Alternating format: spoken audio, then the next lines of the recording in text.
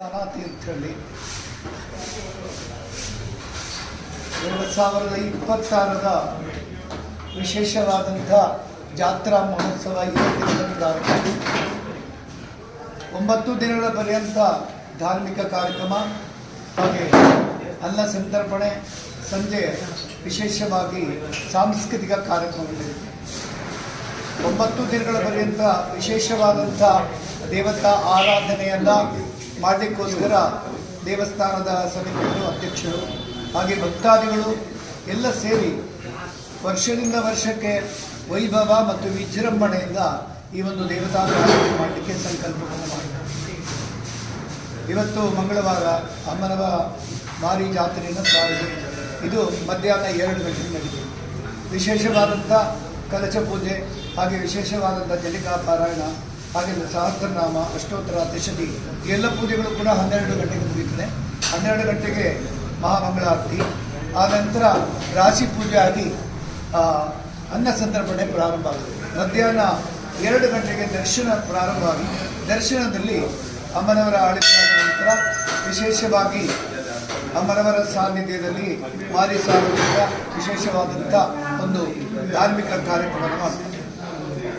ಅದಾದ ನಂತರದಲ್ಲಿ ವಿಶೇಷವಾಗಿ ಈ ಒಂದು ದೇವತಾ ಸಾನ್ನಿಧ್ಯದಲ್ಲಿ ಭಕ್ತರಿಂದಲೇ ನಡೆಯುವಂಥದ್ದು. ಈ ಭಕ್ತರು ಕೊಟ್ಟಿರತಕ್ಕಂಥ ಈ ಒಂದು ವಿಶೇಷವಾದಂಥ ಸಂಪತ್ತನ್ನು ಸದ್ವಿನಿಯೋಗವನ್ನು ವಿಶೇಷವಾಗಿ ಇತ್ತೀಚಿನ ದಿನಗಳಲ್ಲಿ ನಮ್ಮ ಸಮಿತಿಯವರು ತುಂಬ ವೈಭವ ವಿಜೃಂಭಣೆಯಿಂದ ಮಾಡಲಿಕ್ಕೆ ಸಂಕಲ್ಪ ಮಾಡಿದ್ದಾರೆ. ಇದಲ್ಲದೆ ಪ್ರತಿನಿತ್ಯ ಭಜನಾ ಕಾರ್ಯಕ್ರಮಗಳು ಇರುತ್ತೆ.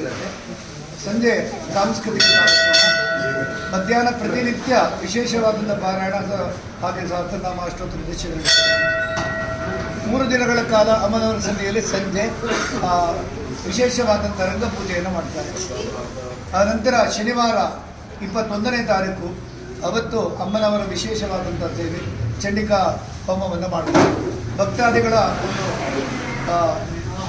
ಕ್ಷೇಮಕ್ಕಾಗಿ ಆ ಜಗನ್ಮಾತೆಯನ್ನು ಆರಾಧನೆ ಮಾಡುವುದು ನಿರಂತರವಾಗಿ ಹಿಂದಿನಿಂದಲೂ ಅನುಚಾರವಾಗಿ ಬಂದಂಥ ಒಂದು ಕಾರ್ಯಕ್ರಮ. ಆ ದೇವಿಯನ್ನು ವಿಶೇಷವಾಗಿ 2 ವರ್ಷಗಳಿಗೊಮ್ಮೆ ಸ್ಮರಿಸಿ ಆ ಅಮ್ಮನವರ ಹಾಗೆ ಅಮ್ಮನವರ ಪರಿವಾರ ದೇವತೆಗಳ ಇಷ್ಟಾರ್ಥವಾಗಿ ಬಲ್ಲಿ ಹಾಗೂ ಇತ್ಯಾದಿ ಸೇವೆಗಳನ್ನು ಮಾಡ್ತಾರೆ. ಅಮ್ಮನವರ ಸಾನ್ನಿಧ್ಯದಲ್ಲಿ ಮಾಡಿರ್ತಕ್ಕಂಥ ಈ ಪೂಜೆಯಿಂದಾಗಿ ಆ ದೇವಿ ಸಂತುಷ್ಟಳಾಗಿ ಈ ಒಂದು ಗ್ರಾಮ ಸೇವೆಗೆ ಬರುವಂಥ ವಿಶೇಷವಾದಂಥ ಕಷ್ಟಗಳನ್ನು, ದುರಿತಗಳನ್ನು, ದುರ್ಗತಿಗಳನ್ನು, ರೋಗ ರುಜಿನಗಳನ್ನು, ಜಾನುವಾರುಗಳನ್ನು, ಕೃಷಿಯನ್ನು ಎಲ್ಲ ರೀತಿಯಿಂದಲೂ ಇಲ್ಲಿವರೆಗೂ ಕೂಡ ನಮ್ಮ ರಕ್ಷಣೆ ಮಾಡುತ್ತಿದ್ದಾರೆ. ಅವರ ಅನುಗ್ರಹಕ್ಕಾಗಿ ಈ ಸೇವೆ, ಈ ಸೇವೆಯಿಂದ ಸಂಪೂರ್ಣವಾಗಿ ಈ ಜಗತ್ತಿನ ಎಲ್ಲರ ಜನರು ಸುಖವಾಗಿರಲಿ ಅಂತ ನಮ್ಮ